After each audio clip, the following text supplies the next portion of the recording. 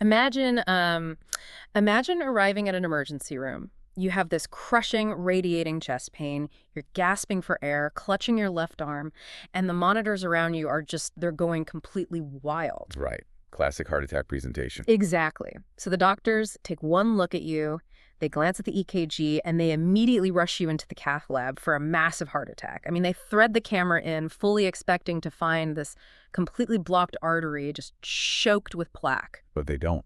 No, they don't. When they look at the screen, your arteries are completely clear. Pristine, even. There's zero blockage. You weren't dying from a bad diet or, genetics or plaque buildup. You are dying from a feeling, welcome to the deep dive. It's the ultimate medical mystery, really. It forces us to rethink absolutely everything we know about human biology. Yeah. Because the scenario you just described, it happens all over the world every single day. Yeah, and that scenario is the beating heart and, yes, pun entirely intended there, of today's deep dive.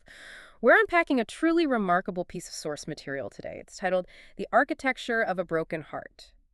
And what's wild is that originally this was framed as a LUNÉ sleep story. Which is fascinating, right? Because sleep stories are supposed to be deeply soothing.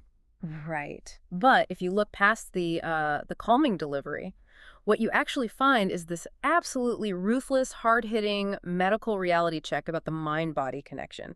We are going to deconstruct exactly how emotional pain transforms into literal physical tissue damage. Which, completely upends how we usually think about ourselves. Society is so accustomed to drawing this hard, bright line between the mind and the body. We treat psychology and physiology like they're two completely separate disciplines living in the same house, but they just never speak to each other. Like they're just completely ignoring each other in the hallway. Exactly.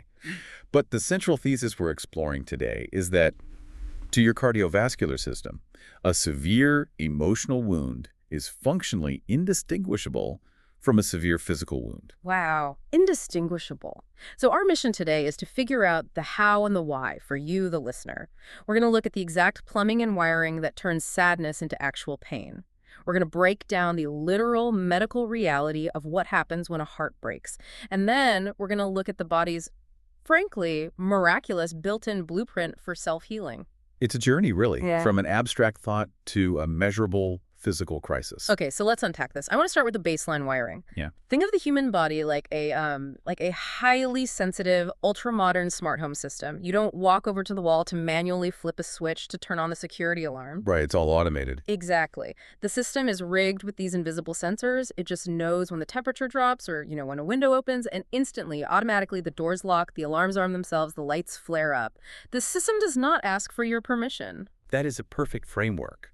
The biological smart home is pre-programmed to protect the structure at all costs, and it completely bypasses your conscious decision-making. But before we get to the extreme scenarios, like the system totally short-circuiting, we need to understand the daily, low-level traffic on this mind-body highway. I mean, how do everyday, ordinary emotions physically manifest? Why do we get that fluttering butterflies in the stomach feeling when we're nervous? Or why do I get those rock-hard knots in my neck and shoulders when I'm literally just sitting at my desk stressing over an email? To understand that, we really have to look at the brain not as a computer, but as a chemical manufacturing plant. It operates on a very specific biological protocol. When you perceive a stressor, even a super minor one, like that email, your brain instantly manufactures a cocktail of chemical messengers. And the bloodstream is what, the delivery highway? Precisely. The brain drops these chemicals into the blood, and they travel throughout the entire body, binding to receptor sites on your organs and muscles, and they just give them direct, non-negotiable commands. Wait, I want to get granular here. So the emotion is just the spark. What is the actual chemical? Like, what is happening in the plumbing right then? Let's use anger or just acute stress as an example. When your brain registers a threat, the hypothalamus, which is this tiny region right at the base of your brain, sounds the alarm. Okay. It sends a signal down to your adrenal glands. Those sit right on top of your kidneys. And those glands instantly pump adrenaline and cortisol directly into your bloodstream. And adrenaline isn't exactly a subtle suggestion. It's more of a chemical shout. Oh, it floods the system. It reaches the heart and it locks into the beta-1 receptors on the heart muscle cells, forcefully commanding them to contract harder and faster. Beta-1 receptors. Got it. Yeah. And at the same time, it reaches the blood vessels in your skin and your digestive tract and commands them to constrict, which is actually why your stomach feels weird, that butterflies feeling. Wait, really? Yeah. Blood is literally being shunted away from your digestion. You don't need to digest a sandwich if you're about to be eaten by a bear, so it tells the blood vessels in your major muscle groups to dilate instead, flooding them with oxygen. Oh, because it's triggering combat readiness, the famous fight or flight response. It's prepping the large muscle groups, especially like around the neck and shoulders, to physically contract so I'm ready to either throw a punch or sprint away from danger. You've got it. Yep. You are physically transforming into a weapon simply because of a transient feeling of stress. But wait, if you think about it evolutionarily, that seems like a massive design flaw. Right. I mean, if the human body is so brilliant, why hasn't it learned the difference between a hungry saber-toothed tiger and, an annoying Slack message from my boss? We've had thousands of years of civilization. Why is my brain still treating a Tuesday deadline like a physical predator? It's a phenomenal question, and it really comes down to the pacing of evolution. Biological evolution moves at a glacial pace. I mean, it takes hundreds of thousands of years to rewrite those base survival codes. Oh. But human society, technology, corporate environments, they've evolved in a microsecond on the evolutionary timeline. Your central nervous system simply hasn't had the time to update its software. To the primitive parts of your brain, a threat is a threat. It doesn't know what an email is. It only knows that you feel in danger. And the only survival mechanism it has in its toolkit is physical action. So it just floods the system with physical fuel regardless. Yes.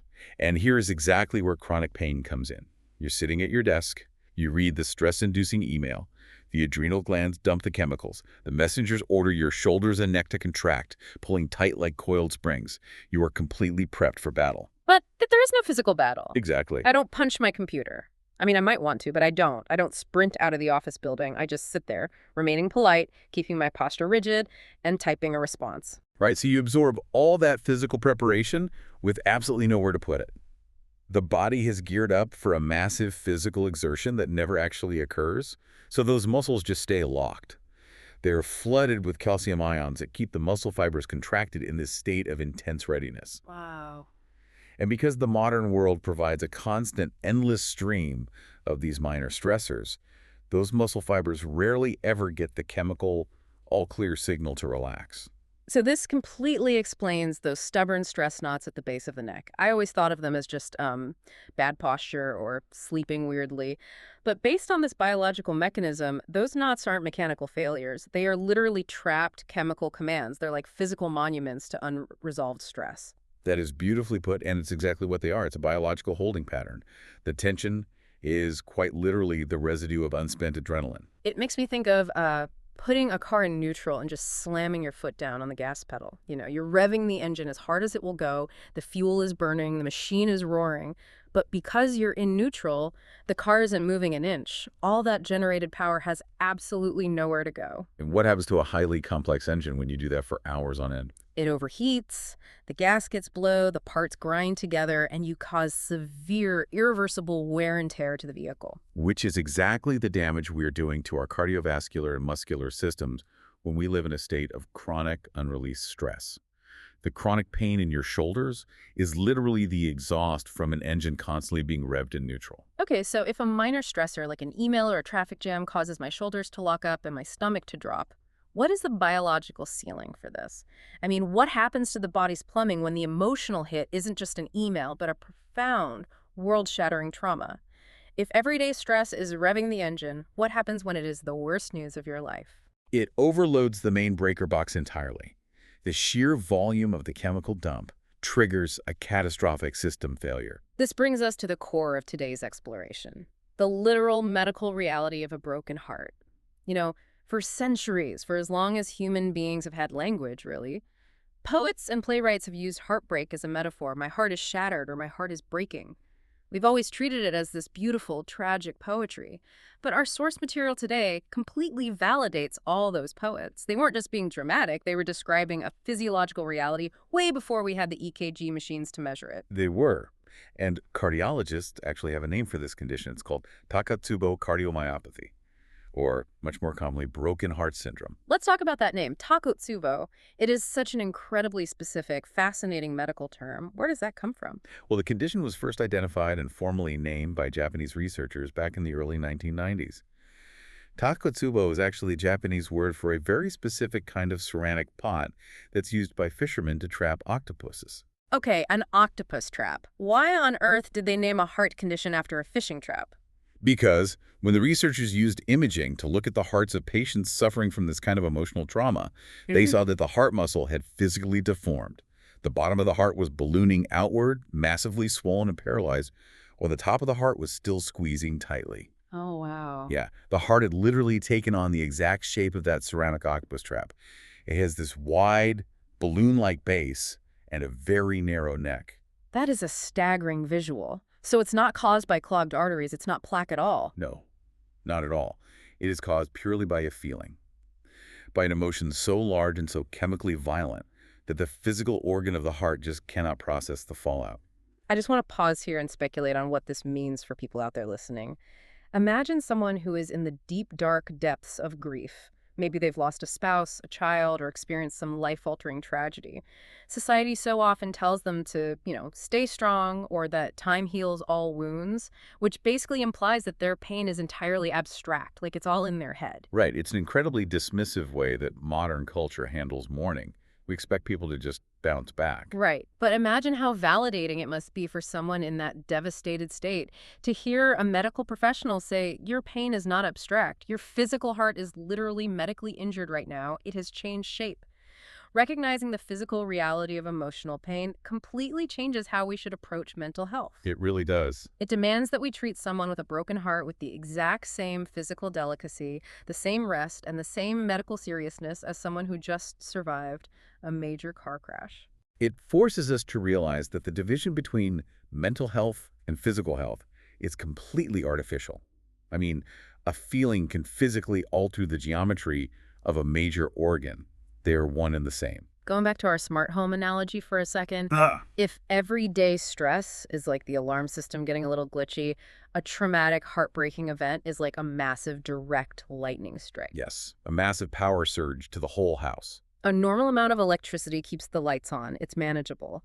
But millions of volts hitting the system all at once overloads the breaker box. The circuits fry, and the main system shuts down to prevent the whole house from catching fire. And the main breaker box, taking the brunt of that massive surge, is the left ventricle of the heart. Let's walk through the exact mechanics of this, because the source material uses a really powerful storytelling format to explain how Takotsubo happens. It asks us to visualize the exact moment of impact. It sets the scene of receiving devastating news. Right. Imagine you're standing in your kitchen. The phone rings, you answer it, and you hear the words that change your life forever. In that exact fraction of a second, you drop the phone. What is happening in the plumbing right then? In that literal millisecond, the brain registers a catastrophic emotional strike. It panics. It doesn't just release a little trickle of cortisol. It dumps an overwhelming tsunami of catecholamines. And those are... Catecholamines are stress hormones, like adrenaline and noradrenaline. It dumps them directly into the bloodstream all at once. A power surge. Exactly. This chemical flood rushes straight to the heart. Now, to understand the damage, we have to look at the heart's architecture. The heart has 4 chambers. But the heavy lifter, the main engine room, is the lower left chamber, the left ventricle. Because that is the chamber responsible for pumping the oxygenated blood out to the entire rest of the body. Correct. It has the thickest muscle walls. And because it's the hardest working part of the heart, it is absolutely packed with beta receptors. Those are the exact receptors that adrenaline binds to. So when that tsunami of adrenaline hits, the left ventricle absorbs the absolute brunt of the toxicity. So what actually makes it balloon out into that octopus trap shape? How does a hormone cause a physical deformity? The exact biological mechanism is actually still being studied, but cardiologists point to a couple of primary factors. One is microvascular spasm. Meaning the blood vessel spasm. Right. The adrenaline surge is so intense that the microscopic blood vessels feeding the heart muscle itself violently clamp shut. The muscle is suddenly starved of oxygen, so it stops contracting and just gives up and balloons out. It suffocates its own engine. Yes. The other leading theory involves calcium overload. The adrenaline forces so much calcium into the muscle cells that the biochemical machinery that causes the muscle to squeeze completely jams. The muscle fibers in the bottom of the ventricle become paralyzed. So while the top of the heart is squeezing furiously, trying to keep you alive, the bottom half is just dead weight, ballooning outward under the pressure. So the person who just dropped the phone in the kitchen, the person on the floor, What are they feeling physically in that moment? They are feeling symptoms that are entirely indistinguishable from a massive fatal heart attack. Crushing chest pain. Excruciating chest pain. Because the heart muscle is literally starving for oxygen. The left ventricle is failing to pump blood effectively, so blood pressure drops dangerously low. Fluid can back up into the lungs, causing severe shortness of breath. The nervous system starts misfiring pain signals that radiate up into the jaw and down the left arm. I want to focus on a specific phrase our source material uses to describe this event. It doesn't just call it a medical emergency. It calls it the body's protest. I think that is one of the most profound medical reframings I have ever encountered. It completely shifts the paradigm. We tend to view symptoms like chest pain or shortness of breath as an outside illness attacking us, like an enemy. But calling it a protest means the body is actively communicating. It's taking a stand. The body is effectively saying, I refuse to process this anymore. It's a biological intervention. Think about what the mind is usually trying to do in a moment of grief. The mind tries to power through. The mind says, I have to stay strong for my family. I have to organize the logistics. I have to keep going. But the body steps in and says, absolutely not. This emotional weight is lethal. I am shutting down the main engine until you acknowledge what just happened. It physically forces you to stop, drop to the floor, and be attended to. But I'm putting myself in the shoes of that person on the kitchen floor. If it feels exactly like a heart attack, how utterly terrifying must that be? You are already dealing with a devastating emotional loss. Your world has just fallen apart. And now, on top of that trauma, you genuinely believe your life is physically ending. You think you are dying. It's a terrifying compounding of trauma. The physical terror amplifies the emotional terror, which in turn dumps more adrenaline, worsening the heart's paralysis. It's a deadly feedback loop. And that is exactly why understanding this syndrome and making the public aware of it is a life-saving measure. Because knowledge acts as armor. Exactly. Knowing what Takotsubo Cardiomyopathy is can provide immense, profound comfort to someone lying in an ER bed. Imagine the sheer relief of a cardiologist walking into the room, looking at the angiogram and saying, your arteries are perfectly clear. You are not having a traditional heart attack. Your heart is simply overwhelmed by the emotional weight of what you are going through. It tells them their body isn't betraying them. Exactly. It helps the sufferer realize that their body is reacting naturally and understandably to an unnatural amount of emotional stress. It validates their grief while simultaneously removing the panic of permanent physical doom. Which brings up a really crucial distinction I need to push you on. I'm stuck on the temporary part of this. If a heart muscle is stretched to the point of ballooning out like an octopus trap and the cells are suffocating, doesn't it tear? I mean, when you have a normal heart attack, that tissue dies, right? It leaves permanent scar tissue. How on earth does a heart that is physically deformed just bounce back? That is the dividing line between a myocardial infarction, a traditional heart attack, and Takotsubo. Huh? In a traditional heart attack, a physical clot completely blocks a major artery. Blood flow stops entirely for hours. The heart tissue downstream of that blockage literally dies. It undergoes necrosis, and dead tissue cannot come back to life. It turns into rigid scar tissue. The damage is permanent. Permanent damage. Oh. But with Takotsubo, the tissue isn't dying. It is merely stunned. The adrenaline toxicity paralyzed the cells, but the underlying cellular structure, the scaffolding of the muscle, remains intact. So it's like the engine stalled, but the engine block isn't cracked. Precisely.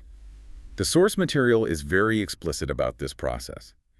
It points out that as time passes, as the adrenaline levels in the blood begin to drop, and with proper medical support, the weakened, ballooned heart muscle gradually awakens. The microscopic blood vessels open back up, the calcium is cleared out of the cells, It heals its own wounds. and it returns to beating at 100% strength, just as before, usually within a matter of weeks. Wow. I want to highlight the stark contrast here. We spent the first half of this deep dive talking about the sheer violent force of the hormone flood, the terrifying power of the brain to shut down the main pump. But now we're looking at a different kind of power, the quiet, unstoppable, patient power of the body's cellular intelligence. It is a profound testament to biological resilience. The body is designed with a prime directive to return to a state of wholeness. Let's refine the rubber band analogy that people often use. Some people say a stunned heart is like a rubber band that gets stretched too far and loses its snap. It stays a little warped. But based on what you were saying about the cellular scaffolding, it's more like a smart rubber band. It gets stretched to its absolute limit, it goes pale and loose, but internally, the molecules remember their original shape. And the body sends in a cellular cleanup crew to sweep out the adrenaline, repair the micro tears, and slowly the material contracts back into its perfect, tight snap. What does this imply for the broader picture of human recovery? If our literal physical heart, the core engine of our biological system, is quite literally designed to repair a broken state back to 100% functionality, it implies something massive about our minds. It strongly implies that the mind, too, is biologically wired for resilience, not permanent ruin. Yes.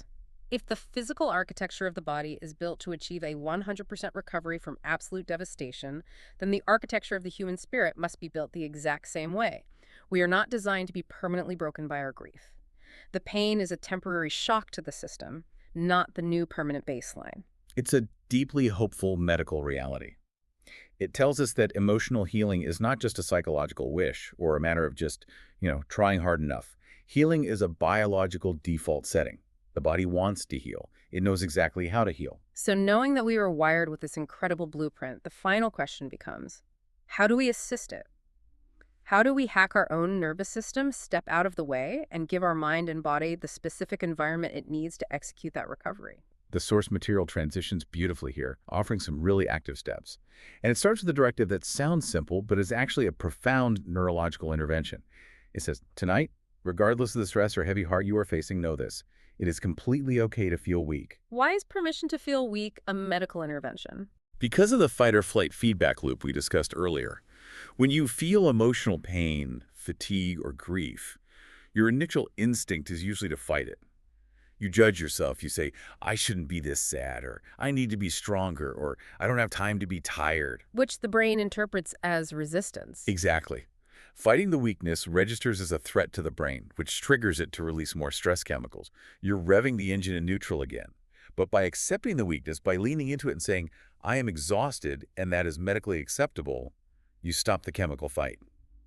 Acceptance acts as a biological off switch.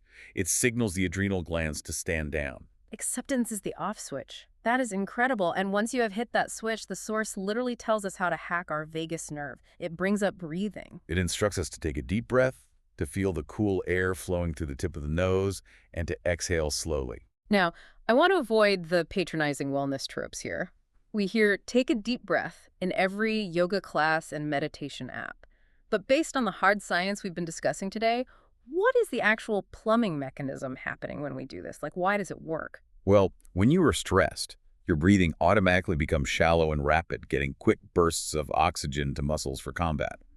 The brain continuously monitors your diaphragm. When it senses rapid breathing, it assumes the threat is still present, keeping the adrenaline valve open. So how does a slow breath override that? The vagus nerve. It's this massive nerve highway running from your brain down through your diaphragm to your gut. When you take a slow, deep breath, you physically force your diaphragm to pull down and expand. This physical stretching stimulates the vagus nerve. So it is a mechanical action triggering a chemical response. Yes. The stimulated vagus nerve instantly shoots an electrical stand-down code up to the brain. It releases a neurotransmitter called acetylcholine, which is basically the anti-adrenaline. It forces your heart rate to slow down, lowers your blood pressure, and tells the brain the environment is safe. The tiger is gone. You aren't just relaxing. You are manually entering an override code to shut off an adrenaline valve. Exactly. It's a neurological hack. Let's visualize this process for you, the listener, using the steps from the source. It advises feeling the cool air in the inhale, and as you exhale, physically purging the tension, releasing all worries, letting them drift away with the breath. It's about giving your cells the night off. I love that concept.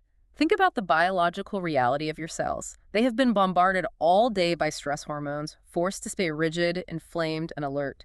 By engaging this vagus nerve hack, you're officially sending the workers home from the factory. You're turning off the lights, locking the doors, and letting the machinery cool down. You're allowing the heart, which may have been stretched and strained by the weight of the day, to find its natural, unforced rhythm. Let the calming music embrace you.